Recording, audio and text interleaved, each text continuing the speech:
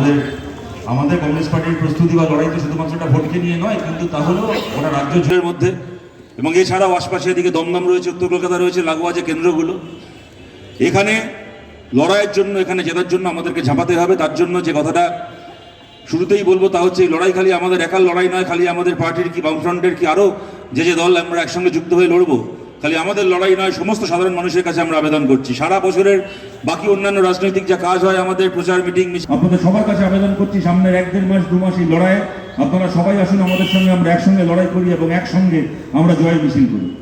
দেখুন, আপনারা দেখছেন আমাদের রাজ্যে এটা এখন একটা চেনা দৃশ্য হয়ে গেছে। ছিলেন মমতা ব্যানার্জি, ছিলেন তপন শিকদারদের মতো নেতারা ছিলেন, তাদেরকে যেরকম ছোটবেলা থেকে দেখেছি, তাদের পরের প্রজন্মেরই যে নেতাদেরকে আমরা ছোটবেলা থেকে দেখতাম, তাদের মধ্যে অন্যতম ছিলেন তাপস রায়। এবং তাপস রায় সত্যি সত্যি দেখুন, আজকে ভদ্রলোক বিজেপিতে জয়েন করেছেন বলে রাতারাতি ওনার প্রশংসা করছি বা নিন্দে করছি এমন নয়, এটা ঘটনা, এটা খুব কঠিন কাজ। তৃণমূল কংগ্রেসের মতো একটা ক্রিমিনালদের একটা দলে, মানে ও তো কোনো দল নয়, রাজনৈতিক কোনো দল নয়, একটা একদল চোর চিটিংবাজ। দেখুন, ভারতের বিভিন্ন রাজনৈতিক দলে চোরের আশ্রয় নেওয়ার চেষ্টা করে, সেটা অন্য জিনিস, কিন্তু একদল চোর চিটিংবাজ মিলে নিজের একটা রাজনৈতিক দল বানিয়ে ফেলেছে। এ তৃণমূল না থাকলে বিশ্বাস করা যেত না। আর এরকম একটা চোর চিটিংবাজদের দলে যে কোনো একজন ভদ্রলোক থাকতে পারে, তাপস রায়কে না দেখলে বিশ্বাস করা যেত না। সত্যি সত্যি দেখুন, আপনারা জানেন তৃণমূলের বহু নেতা সম্পর্কে আমরা ব্যক্তিগতভাবে বলেছি, এ চোর, ও ডাকাত, ও এই করেছে সেই করেছে। তাপস রায় সম্পর্কে আমাদের রাজনৈতিকভাবে হাজারটা সমালোচনা রয়েছে, কিন্তু উনি যে নিজে বিরাট চুরি করেছেন, দুর্নীতি করেছেন, এবং এটাও ঘটনা, চুরিকে দুর্নীতিকে প্রচুর আশকারাও দিয়েছেন। যে বড়নগর মিউনিসিপ্যালিটি, যেখানে চুরির জন্য কদিন আগে ওনার বাড়িতে ইডি রেড হলো, উনি চুরি করেছেন কি করেননি জানি না, হয়তো করেননি, না করলেই খুশি হব। কিন্তু আবার এটাও ঘটনা, ওনার ডান পকেটের বা পকেটের কাউন্সিলর যারা আছে, ওনার হাত মাথায় নিয়ে যারা কাউন্সিলর হয়েছে, তারা চুরি করে করে এমন সম্পত্তি বানিয়েছে, একজনে গুণে শেষ করা যাবে না। এটাও ঘটনা। যাই হোক, তো সেই তাপস রায় ছোটবেলা থেকে দেখতাম কংগ্রেসই রাজনীতি করতেন, তারপরে তৃণমূল কংগ্রেস করছেন সেই একদম শুরুর দিক থেকে। তিনি দেখিয়েছে বিজেপি জয়েন করেছেন কেন? তার নাকি বুকে খুব জ্বালা ছিল, তাকে সুদীপ ব্যানার্জি পাত্তা দিচ্ছিল না, কি নাকি ওখানে মিটিং ডেকেছে, ব্রিগেড নিয়ে প্রস্তুতির মিটিং, ওনাকে ডাকা হয়নি। উনি নাকি কবে সভাপতি ছিলেন, ওনাকে সভাপতি রাখা হয়নি।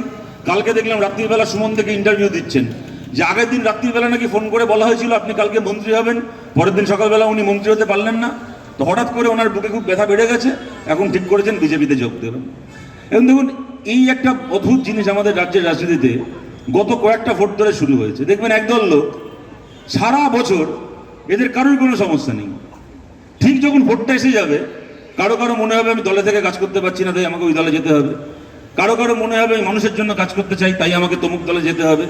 কারো কারো মনে হবে যে আমার দলের মধ্যে খুব অন্যায় হচ্ছে, আমার প্রতি খুব বঞ্চনা হচ্ছে, তাই তাকে অন্য দলে যেতে হবে। এবং এই সব কটা গত বিধানসভার আগে বিজেপি এত বড় নির্লজ্জ, গত বিধানসভায় ওরকম শিক্ষা পেল, তারপরও লজ্জা নেই, আবার ওই এক জিনিস করছে। গত বড় বিধানসভার আগে আমরা দেখেছিলাম যে রাজীব ব্যানার্জি থেকে শুরু করে একের পর এক তৃণমূলের নেতা, তারা হচ্ছে বিজেপিতে যাচ্ছে, গিয়ে এই সব্যসাচী দত্ত আপনাদের বিধাননগরের, এর আগে বোধহয় কি ছিল, এখন চেয়ারম্যান হয়েছে, মেয়র ছিল এর আগে, এই সব্যসাচী দত্ত, এই রাজীব ব্যানার্জি, একটার পর একটা লোক দলে থেকে কাজ করতে পারছি না, দলে থেকে সম্মান পাচ্ছি না। ওখানে তাপস রায় সুদীপ ব্যানার্জিকে নিয়ে ঝামেলা, এখানে ছিল সব্যসাচী, ছিল এখানে সুজিত বোসকে নিয়ে ঝামেলা। তো এর সাথে ওর ঝামেলা, তার সাথে তার ঝামেলা। বিজেপিতে যেত, বিজেপি তাদেরকে মাথায় করে নিয়ে গিয়ে বিধানসভায় প্রার্থী করলো, নরেন্দ্র মোদী অমিত শাহ এসে এদের জন্য মিটিং করলো, মিছিল করলো, ভোট হলো, এরা হেরে গেল। কি হলো? আঙুল থেকে ভোটের কালি উঠতে পারলো না, তার আগে বিজেপির পতাকাটাকে ডাস্টবিনে ছুঁড়ে ফেলে দিয়ে আবার তৃণমূল কংগ্রেসে ফিরে চলে গেল।